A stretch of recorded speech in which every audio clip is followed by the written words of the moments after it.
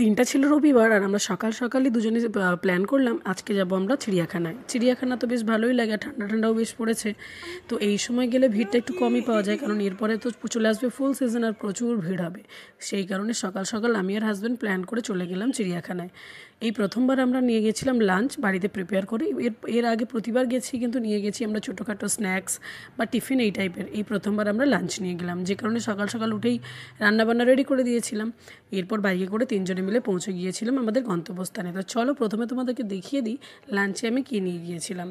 এখানে ছিল রাইস, আর তার সঙ্গে ছিল এখানে চিকেনের কারি, আর তার সঙ্গে নিয়েছিলাম আমি বেবিকর্নের পকোড়া, আর তার সঙ্গে ছিল মেথি দিয়ে বেগুন শাক ভাজা, একদম বাড়িতে যেরকম নর্মাল রান্না করি সেরকম। আর মেয়ে যেহেতু আমাদের সাথে বড়দের খাবার খেতে পারবে না, তাই ওর জন্য একটু নিয়ে গিয়েছিলাম খিচুড়ি।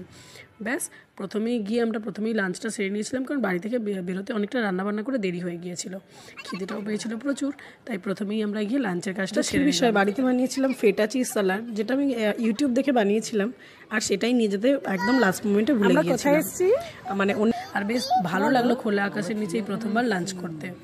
এমনি তো রেস্টুরেন্টে খাওয়াই হয়, কিন্তু এই খোলা ছাদের নিচে খেতে কিন্তু খুব দুর্দান্ত লাগলো আমাদের এক্সপিরিয়েন্সটা। আর মেয়েও খুব এনজয় করেছে, ও নিজেই হাত দিয়ে খাচ্ছিল, মেয়ে আমার বড় হয়ে গেল। যাই হোক, এইভাবেই আমরা আমাদের লাঞ্চের পর্বটা সেরে ধীরে ধীরে আমরা বেরিয়ে পড়েছিলাম।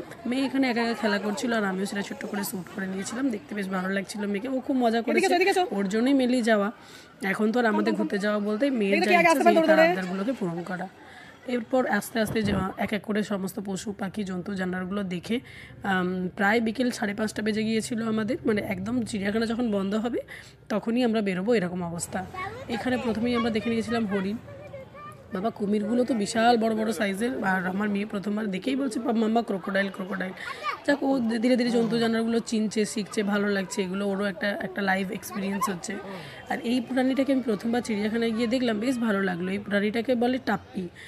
তোমরা কি এর আগে প্রাণীটাকে দেখেছো বা নাম জানো? জেনে থাকলে কিন্তু কমেন্ট করে জানাতে পারো। আর এটাই ছিল মেন আকর্ষণ। প্রথমে দেখি তো ভেবেছিলাম পান্ডা, যেহেতু সাদা সাদা কালো কালো ডোরা কাটার দাগ, মানে দু রকমের কালারের, একদম দেখো দূর থেকে দেখতে পুরো পান্ডার মতনই লাগছে। যাই হোক, একে দেখা হয়ে গিয়েছিল। এরপর মেয়েকে জিজ্ঞাসা করেছিলাম মামা এটা কি? ও বলছে এটা হাতি। ও তো জানে না। যাই হোক, ও হাতি ভেবেছিল, পরে ওকে বলে দিলাম ওর নামটা কি। এরপর অন্যান্য প্রাণীগুলোকে দেখতে যাওয়া শুরু করেছিলাম। অন্যান্য প্রাণীগুলোকে দেখা হয়েছে। তো টাপ্পিকে দেখার পর এরপর আমরা বাকি অন্যান্য প্রাণীগুলোকে দেখার জন্য এগিয়ে গিয়েছিলাম। তো বিভিন্ন রকমের প্রাণীর মধ্যে ছিল কুমিরেরও বিভিন্ন প্রজাতি ছিল, সেগুলোকে দেখলাম। তারপরে আমরা দেখলাম হচ্ছে সরীসৃপের ঘরে গিয়েছিলাম। এর আগে ছোটোবেলায় আমি যতবার গেছি সরীসৃপের ঘরে, খুব একটা সাপ দেখতে পাই না। লেখা থাকে বড় বড় করে অ্যানাকন্ডা, অজগর, কিন্তু কাউকে দেখা মেলে না। সবাই বলে যে আছে, ভেতরে হয়তো ঢুকে আছে, কিন্তু এই প্রথম বছর দেখলাম সাপের ঘরে প্রচুর সাপের কালেকশন এসছে। মানে চন্দ্রগোড়া থেকে শুরু করে পাইথন, বিভিন্ন রকমের সাপ কিন্তু এই বছরে গেলে। আর এরপরে চলে গিয়েছিলাম কিং অফ দ্য জঙ্গল, আমাদের টাইগারের ঘরে। আর এই প্রথমবার দেখলাম টাইগারকে এত সামনে থেকে একদম পাইচারি করছে ফুল দামে।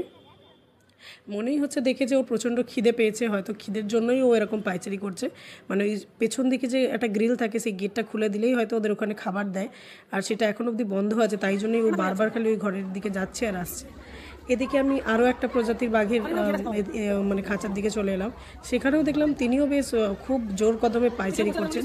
মনে হচ্ছে এটা ওদের খাওয়ার টাইম, মানে খুব আগ্রহ সহিত ওরা খুব মানে ওয়েট করছে কখন ওদের খাবার আসবে। এরপর চলে গিয়েছিলাম সিংহ দেখতে। সিংহকেও দেখলাম পাইচারি করছে, আর সিংহী তো রেস্ট করছে। সিংহীটা সবসময় রেস্ট করতেই ভালোবাসে, এটা আমরা জানি। তো যাই হোক, সিংহ দেখা হলো, বিভিন্ন রকমের বাঘ দেখা হলো। এরপর চলে গিয়েছিলাম জিরাফের ওখানে। জিরাফের এটা একদম বেবি জিরাফ ছিল, খুব বড় জিরাফ না, বড় জিরাফগুলো সব ওইদিকে ছিল। তো ওদেরকেও দেখলাম, বেশ ভালো লাগলো জিরাফগুলোকে। আসলে জঙ্গলের প্রাণীগুলোকে আমরা তো দেখতে পাই না, ওই টিভিতেই দেখা হয়, ফোনে দেখা হয়। আর সামনে থেকে দেখতে কিন্তু খুব ভালো লাগে। মানে বাচ্চাদের সঙ্গে সঙ্গে কিন্তু আমরা বড়রাও কিন্তু খুব এনজয় করেছি। এরপর আমরা চলে গিয়েছিলাম একটা কর্নারে, নিজেদের ফোন সেট করে একটু নিজেদের ফটো ভিডিও শ্যুট করে নিয়েছিলাম। আমাদের সঙ্গে তো কেউ ছিল না যারা ফটো তুলে দেবে। যাই হোক, এইভাবেই নিজেরা ম্যানেজ করেছিলাম। তো এরপর চলে গিয়েছিলাম হাতি রাজাকে দেখতে। আমার মেয়ে দেখেই তো ওকে একদম পুরো সঙ্গে সঙ্গে যত রাইম শিখেছে হাতিকে নিয়ে, সেগুলো সব বলা শুরু করে দিয়েছিল। হ্যাঁ, সমস্ত কিছু মানে হাতিটাকে দেখে মেনলি খুব এনজয় করেছে। তো এইভাবেই হাতি রাজাকে দেখা হয়ে গেল। এরপর হাতি দেখার পর অন্যান্য প্রাণীগুলোকেও আমরা দেখে নিয়েছিলাম। আর এখানে আমার মেয়ে রাইম শোনাচ্ছিল হাতি রাজা, যেগুলো ইউটিউব দেখে শিখেছে বা বই পড়ে যেগুলো শিখেছে ও সমস্ত কিছু রেকর্ড করে রেখেছি, যদি পরে কোনো দিন সময় হয় তো তোমাদের কাছে শেয়ার করব। তো ভিডিওটা কেমন লাগলো তোমরা কিন্তু শেয়ার করো। আমরা তো খুব মজা করেছি, খুব এনজয় করেছি। যারা এখনও যাওনি বা যাদের আমাদের মতন ছোটো ছোটো মানে ছানা আছে তারা কিন্তু এই সময় কিন্তু ভিজিট করতে পারো, খুব মানে ভিড় হবে না, আর তোমরা ভালোভাবে প্রাণীগুলোকে দেখতেও। আজকে ভিডিওটা এই পর্যন্তই থাক, দেখা হবে নতুন কোনো ভিডিওতে। তোমাদের ভিডিওটা কেমন লাগলো কমেন্ট করে জানিও, ভালো লাগলে শেয়ার করো, একটা লাইক করে দিও। Thank you.